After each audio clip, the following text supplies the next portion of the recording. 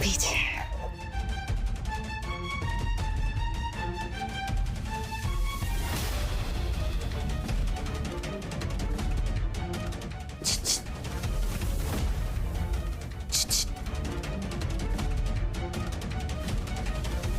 ભાભી, ભાભી. અનુશ્રી, અનુશ્રી, ક્યાં હતી? ક્યાં હતી તું આખી રાત? ધીરે ધીરે. અરે શું ધીરે? ઘરમાં બધા તારી કેટલી ચિંતા કરે છે ખબર છે તને? અને તારો મોબાઈલ ક્યાં છે? તારો મોબાઈલ પણ બંધ આવે છે. સાહિલ તને શોધવા માટે સવારથી નીકળી ગયા છે. તું જે રીતે ગઈ છે ને, ઘરમાં બધા તારાથી બહુ ગુસ્સે છે. ભાભી, તમે મને બધાના ગુસ્સાથી બચાવી લો ને પ્લીઝ. એમ હું બચાવું તને બધાના ગુસ્સાથી? આખી રાતમાં એક ફોન નહીં, એક મેસેજ પણ નહીં, અને હવે મુસીબત આવી તો ભાભી યાદ આવી તને.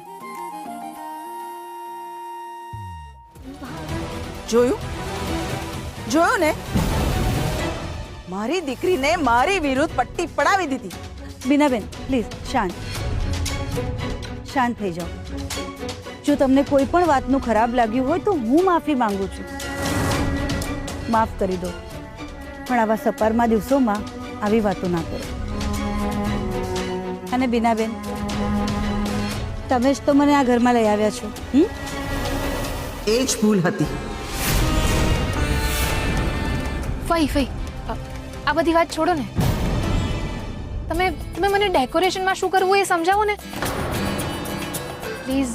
અમારી મદદ કરો ને પ્લીઝ મમ્મી, તું અમારી હેલ્પ કર ને. હા બીનાબેન, જો તમે હેલ્પ કરશો ને તો કામ બધું ફટાફટ થશે. પ્લીઝ. ના, ઓય ના નહીં પાડો ને પ્લીઝ. Please please.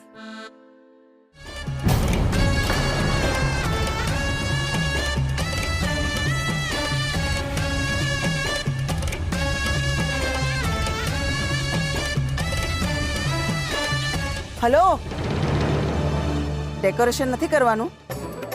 ચાલો.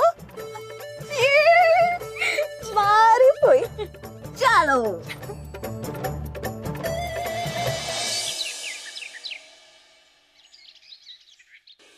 પદ્માણી, હું શું કહું છું, મને એમ ત્યાં દત્તુ આટું ભીંડા લઈ લઉં. ના મમ્મી, ભીંડા નહીં. ભાઈ સુરત જવાના છે ને, તો એમને ભાવતા ટિંડોળા અને ફ્રૂટ લઈએ. પણ હું એમ કહું છું ભાભી, આપણા રુદ્રને તો ભીંડા અને ટીંડોળા બેય બહુ ભાવે છે, તો બે લઈ લઈએ ને. હા તો એમ કરીએ, પણ આ કે છે ને પેલા ફ્રૂટ લઈ લઈએ. સફરજન ભાવે ને એટલા બધા લઈ લઉં. હા હાલો. હું કયો સફરજન કેટલા? 100 ના 500. હાય હાય, કેમ? આ 50 ના 500. સોને મળેલા જ હા. ભાવ કરો હરખો. નમસ્કાર કૌશલ્યા બેન.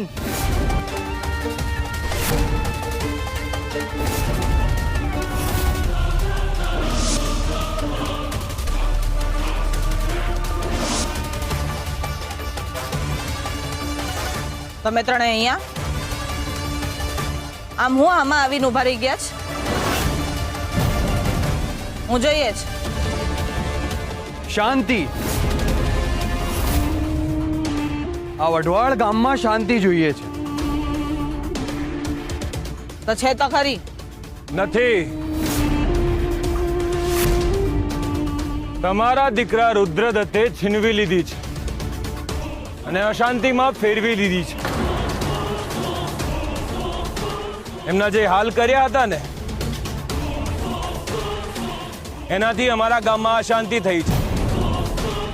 હવે અમારો બદલો લેવો રહ્યો અને રુદ્રએ બદલો ચૂકવવો રહ્યો.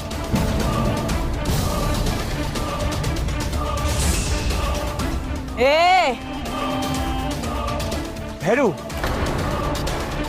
ભેરું નાથ એટલે બધા એનો નાથ, સમજ્યા? ઇતાર ઘેર હ? મારા દત્તુનો તમારમાંથી કોઈ એક વાળે વાંકો નહીં કરી શકે. એમ તો હવે ખબર પડશે. હવે રુદ્ર અમારું રૌદ્ર સ્વરૂપ જોશે.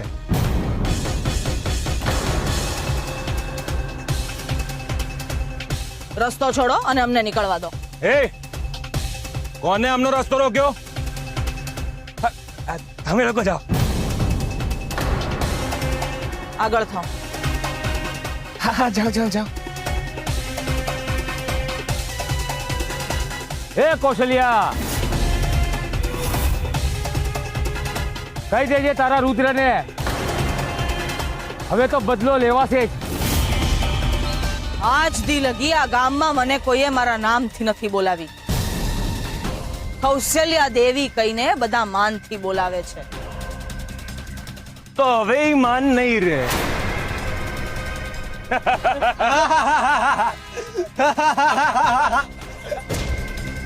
આવતા જતા જરા નજર તો નાખતા જજો, બીજું તો કઈ નહીં પરંતુ કેમ છો કહેતા જજો.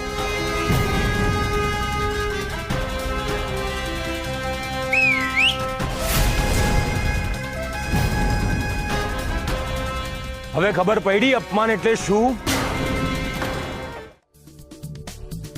કયું? Thank you.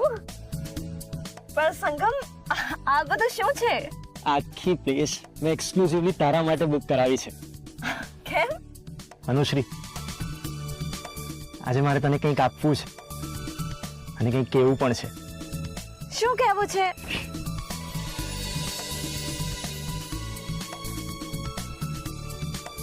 અનુશ્રી, આજે ફક્ત હું અને તું જ, બીજું કોઈ નહીં. એ તો આમ પણ કોઈ નથી, પણ એનું શું?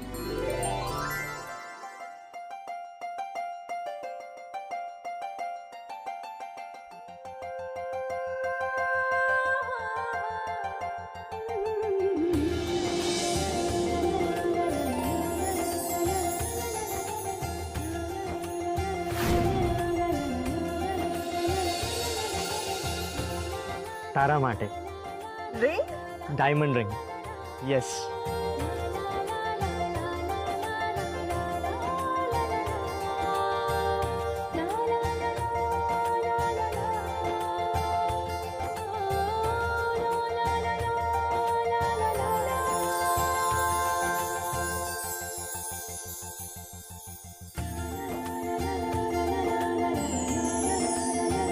વાવ, સરસ છે. મને બહુ જ ગમી. ક્યુટ છે. આ તો હજી શરૂઆત છે. આવી ઘણી બધી સરપ્રાઈઝ મેં રાખી છે. સંગીત, મેરેજ, રિસેપ્શન અને હનીમૂન માટે. બધા જોઈને શોક થઈ જશે. Crystal studded designer dress from Paris, specially design shoes ઇટલીથી, best of the perfume from France and exclusive diamonds from Belgium. Sangam, આ બધી વસ્તુની મને કોઈ નવાઈ નથી. આ બધું જોઈને બીજા લોકો શોક થઈ જાય, પણ મને એનાથી કોઈ ફરક નથી પડતો. સંગમ,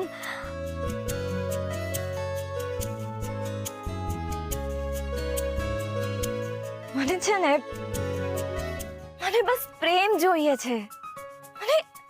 મને એવું કોઈ જોઈએ છે જે મને નિસ્વાર્થ પ્રેમ કરે, મારી રિસ્પેક્ટ કરે, મને સમજે.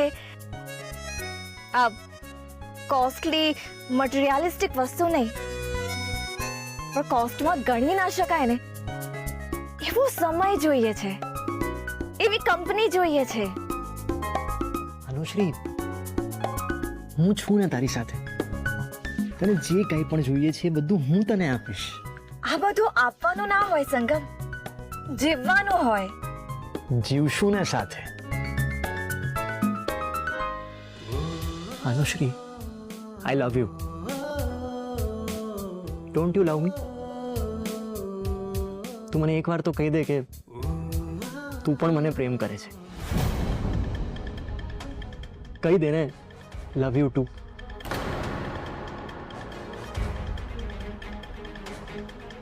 અનુશ્રી, આપણે જ્યારથી મળ્યા ત્યારથી અત્યાર સુધી મેં તને હજારો વાર આઈ લવ યુ કહ્યું છે. આપણી રોજ વાત થાય છે ત્યારે દર વખતે હું તને આઈ લવ યુ કહું છું, પણ તે ક્યારેય મને મારા આઈ લવ યુનો જવાબ નથી આપ્યો. કેમ? એકવાર તો કહી દે, આજે તો કે please. Excuse me.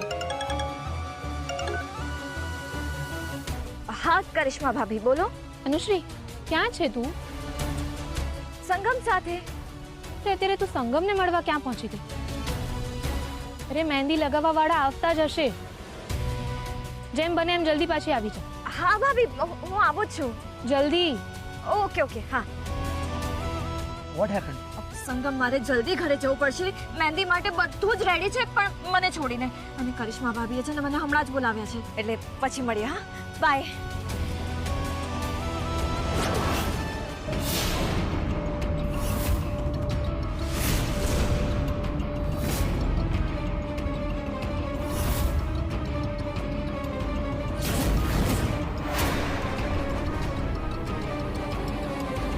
He's under supervision 24/7.